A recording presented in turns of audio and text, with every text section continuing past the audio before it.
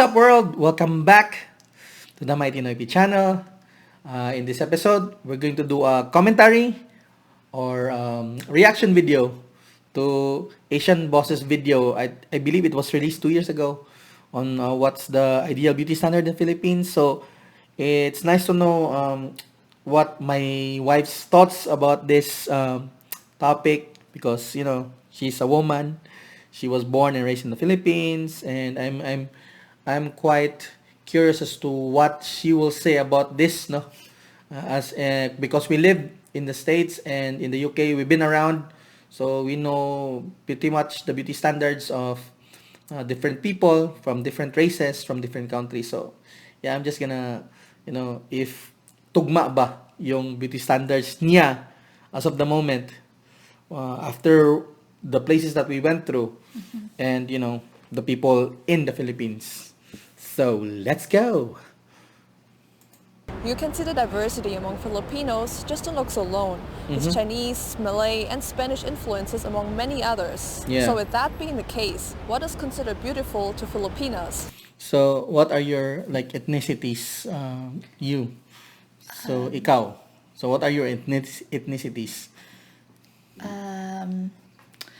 My grandparents, my grandfather had some Chinese heritage, and my grandma on my father's side has some Spanish heritage as well, and on my mother's side we're mostly pure Filipino, the nativos, the verb. So that's where your brown skin comes from. So yeah. Continue. A tan or fair complexion? Do they prefer skinny or full-figured? We wanted to know, Skinny so or we asked full-figured? Filipinas in Manila to find out. Ano yung ideal facial features mo? Siguro yung symmetrical, yung distance That's a sa good- pagitan ng mga That's a good eyes, answer. nose, Symmetrical. I Mapayat agree with yung her. mukha, tapos yun, Slim face. ito yung eyebags, ganun. Parang bright yung mukha niya lagi, ganun. Singkit, maganda yung shape ng kilay, matangos yung ilong, Tinood? walang pimples, ganun. Medyo pointed yung nose or meron siyang round eyes. Morena skin po, tapos Oh, first time, moreno skin.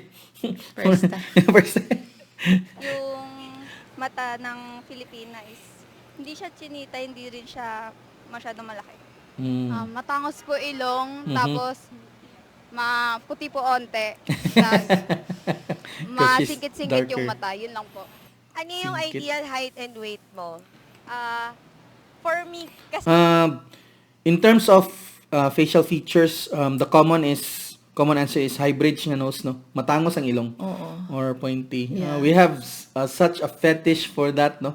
So people like me, no, in the Philippines, we're considered as, lower tiered in terms of our beauty, So leveling nami sa bottom.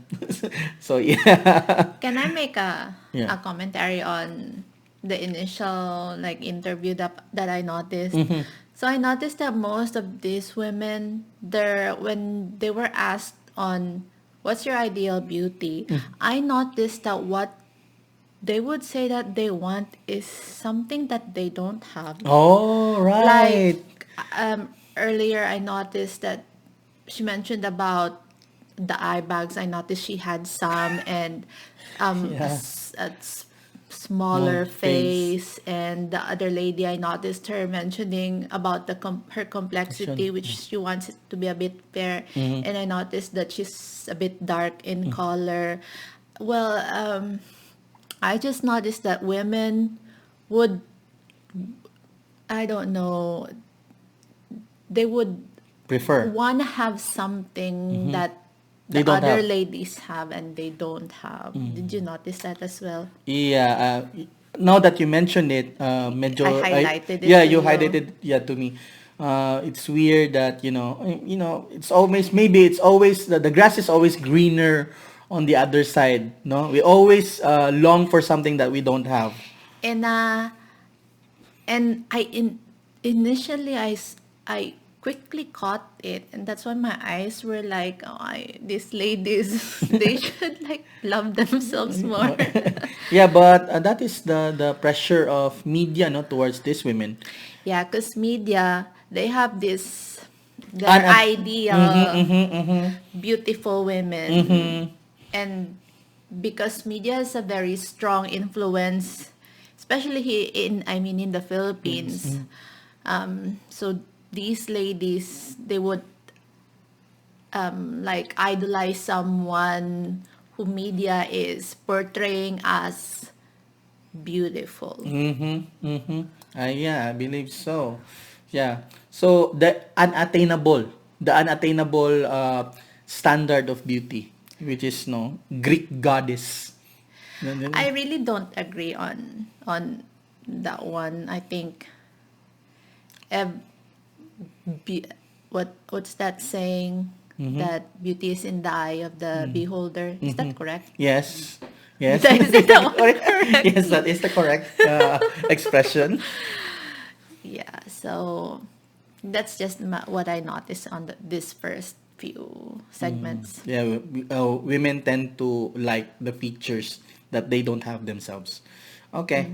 Continue. Kasi syempre maliit ako. So gusto ko sana kahit mga 5'4" ganun. Mm. And then sa See. weight naman, okay na ako sa weight ko na 45. Umabot lang ng 5'4", gano'n. Then, Mhm. sa weight, kahit mag 43 na lang. You Kung high notice? po siguro pag Pilipino maliit kasi mga 5'4", 5'5", ganun. Mga ano lang siguro, 48, 46, ganun. Ideal height ko is around 5'5" to 5'7". Then yung ideal weight is siguro mga 130. Ganun. 5'7", mga ganun. Mm. Kasi gusto ko flight attendant. Oh, okay. And di talaga ako pinalad kasi kumpara sa iba, matangkad na sila, tas 17 pa lang, matangkad na. Ako mag-18 na, pero ganito pa rin. Oh, but you're beautiful. She's cute. Yeah, very cute. Yung ideal body figure. Yeah. As someone who is very tall, you're not the typical Filipina. No, I am 5'7.5". That's very And tall. the average Filipina height is the 5'2" to 5'4", Oh, or really? 5'5", or Five- 5'6". Yeah. 5'6"? No, I'm 5'6". Yes, 5'5". folks. Yes, I am shorter than my wife. On the record, I'm going on the record now. Yes. Yeah, so the average Filipina height is 5'2" to 5'5". And I always get that comment from my coworkers. They will ask, "What nationality are you? Where are you from?" Then I would say I'm Filipina, proud Pinay, and they would say, "Oh, you're Quite taller tall. than usual." You're quite tall for a Filipino, no? Yes. Because, Filipinos are generally, you're the exception to the rule, generally are very petite. Do not use the word short, for crying out loud. Well, anyway, continue. Body shape na gusto nyo. Petite po, pag po Filipina, kasi payata talaga yung mga Asian. Parang may athletic na body, tas mayroon din sobrang sexy, gano'n. Siyempre curve. Yung tawag doon? Coca-Cola shape yun. Define po yung shoulders and then yung bust area po. And then define din yung pagkaliit ng waist nila. Ano mas prefer mo, maputi or tan? Before we go through this,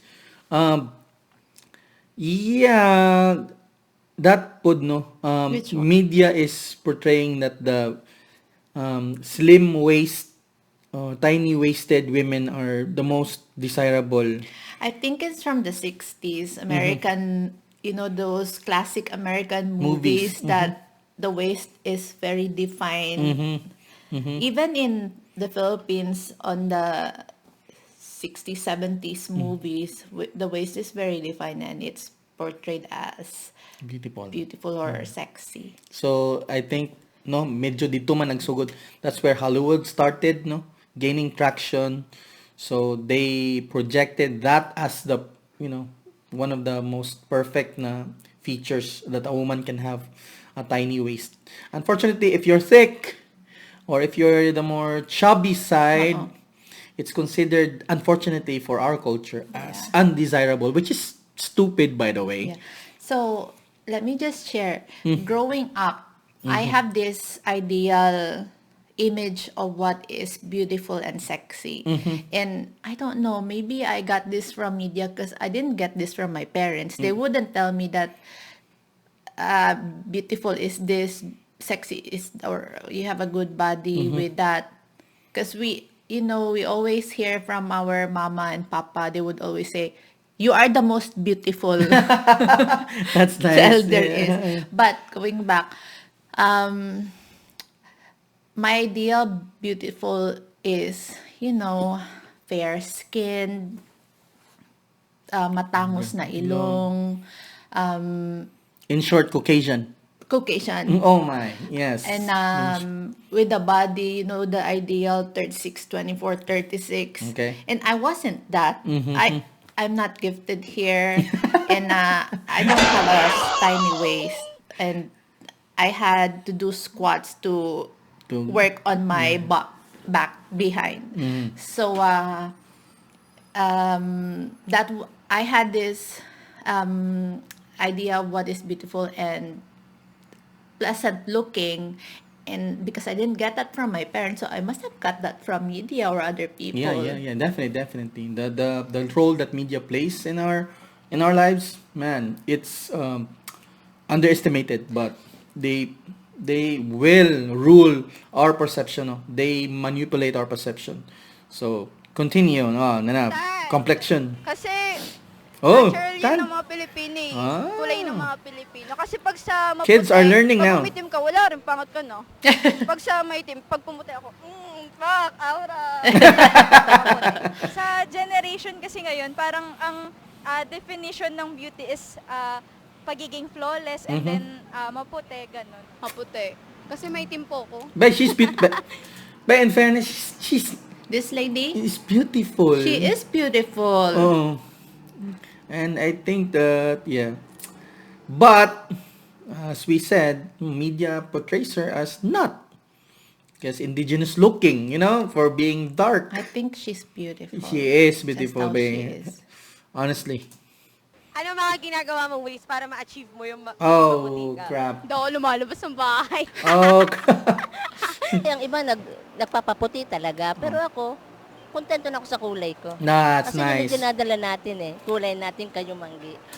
Good for her, because, most of older people in the Philippines have this colonial mentality. Still, no, they think white, fair complexion is beautiful. So kids now, I like the answer of the teenager that says that she said na, tan is beautiful. So kudos to this lady that she saw through the BS, the bullshit that white skin is superior and brown skin is not. So yeah. Since nasa Pilipinas tayo, maganda yung tan. Kasi Nice. ito That's nga good mainit answer. yung bansa natin. Yep. Diba? Right. Pag tan ka, ibig sabihin protektado ka sa araw. Nakikita True. ko kasi, mas malaki yung advantage pag maputi ka. Kasi pag Melanin. dito kasi, pag maputi ka, sasabihin nila maganda ka na. Babilisan lang dahil lang po sa skin color.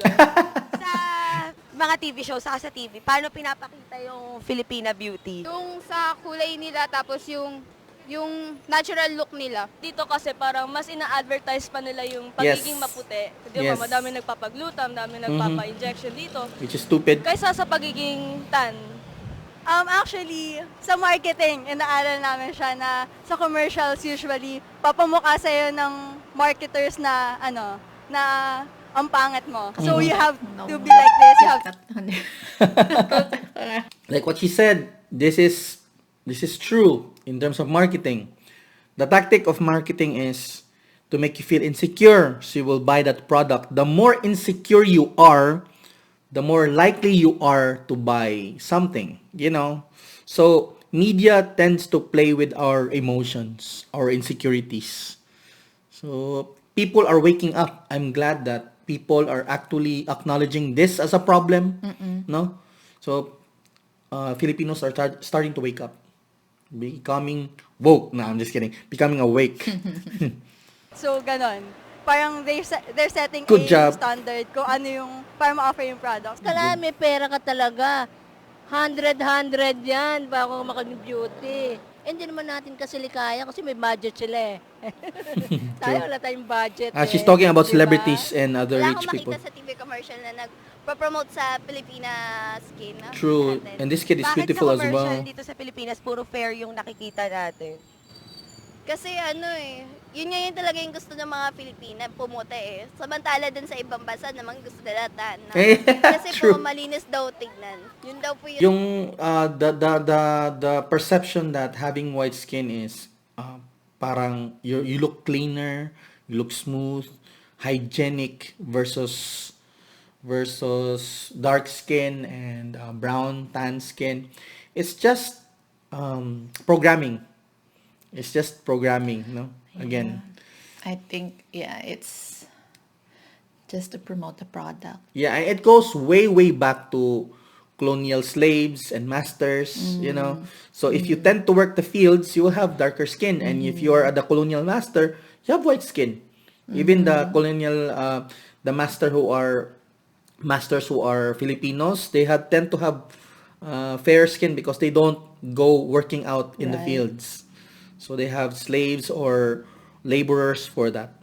So that's the perception. Sino ang female celebrity ang idol mo sa kagandahan? Si Nadine Lustre. She's Bakit? brown. Nice. Kasi She's tan. yung body figure niya, tapos yung I agree. kulay niya, kahit na siya, morena siya, proud na proud pa siya na ganun yung I agree. Yung itsura po ni Julia Barreto tsaka ni Sophia Andres. There's two Caucasian. Ano yung mga features nila na gusto mo? Simple lang po. Tapos yung kahit wala silang makeup, ang lakas pa rin ng dating nila. Mhm. Ann Curtis. Bakit si Anne? Kasi sabi ko yan, sa skin color, may halo siyang lahi. Ang name niya is Ann Curtis Smith. So yung dad niya is foreigner. Most commonly po naiinggit ka talaga. Kasi syempre pag may may halong banyaga na iba na yung itsura talaga, iba yung features. Yun. Kung kayo, magkakaroon kayo ng chance, halimbawa, maging half-breed ng ibang lahi, ano ang gugustuhin nyo, saka bakit? Siguro sa akin po, British. Kasi British. matamos British. ng ilong, yung mata nila sobrang ganda, tapos yung katawan talaga, tsaka matatangkad. American. Are they? Were they The taller? British were actually just the same height. Yeah. They don't. They're not as tall as she's. Yeah. And not most British are. I don't know. Because when you say British, halo-halo na eh. Ireland, Scotland, Wales, and all those islands, no. So yeah. Maybe English, the typical English na portrayed by Hollywood as well. Na those princess na Scandinavian. I think she was like referencing to the Scandinavian look. Na tall, blonde, na high bridge nose, no? Blue eyes. Or I maybe don't know. just the typical Caucasian. Yeah, because when we were there, medyo, no, they're not tall. Over tall. No, Yes. Nagandaan lang ako sa mata nila, tapos sa kulay ng buhok, ay, Korean. Kasi di ba nga maganda yung mga skincare products ng mga Korean.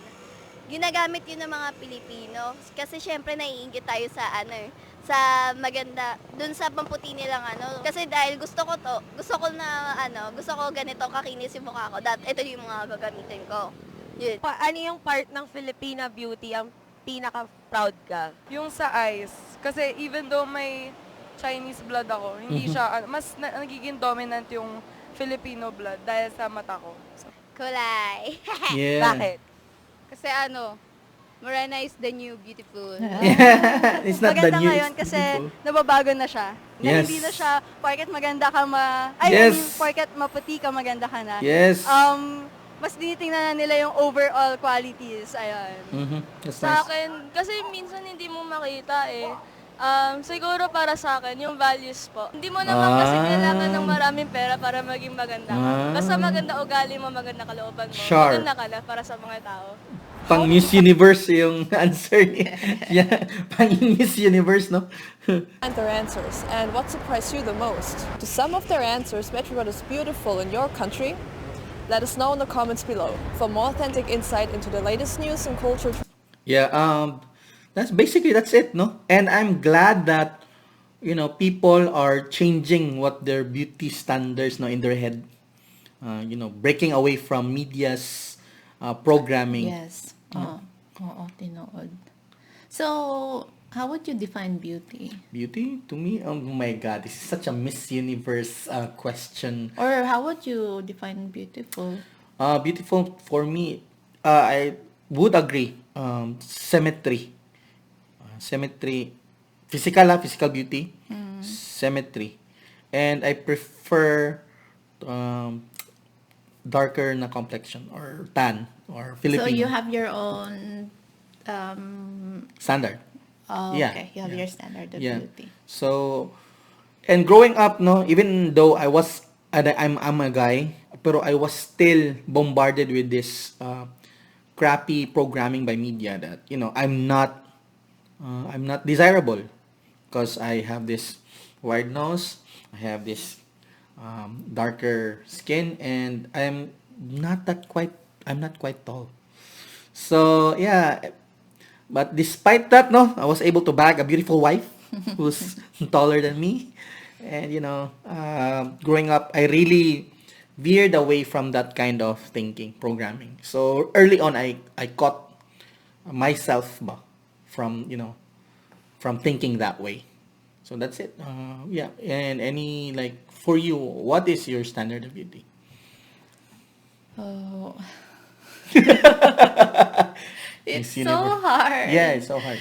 I think everyone is beautiful. I don't see anyone as ugly. My God, Yeah. you're such a Yeah, beauty like queen. Yeah, she is. so here in the States, Mm-hmm.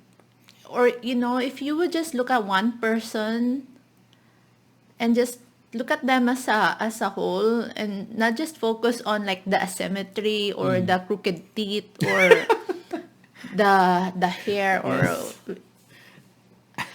I think everyone is beautiful on their own. I don't believe anyone should change anything about themselves. Well, Really? Do you really believe that? So, well, sorry to cut you off. yeah, because it's God given. Well, I did Yes, put exactly. some Yes. of those, my braces because it made me it made me insecure. My crooked teeth. I couldn't give my Colgate smile Yeah. because of that. What I believe is do something which makes you more confident. Okay. So if you wanna change your hair color, Yes. do that. Yes. Change your complexion. I'm not. Okay. If you're not confident or you don't like yourself, you can change it, but not to the. Do not let media dictate Right.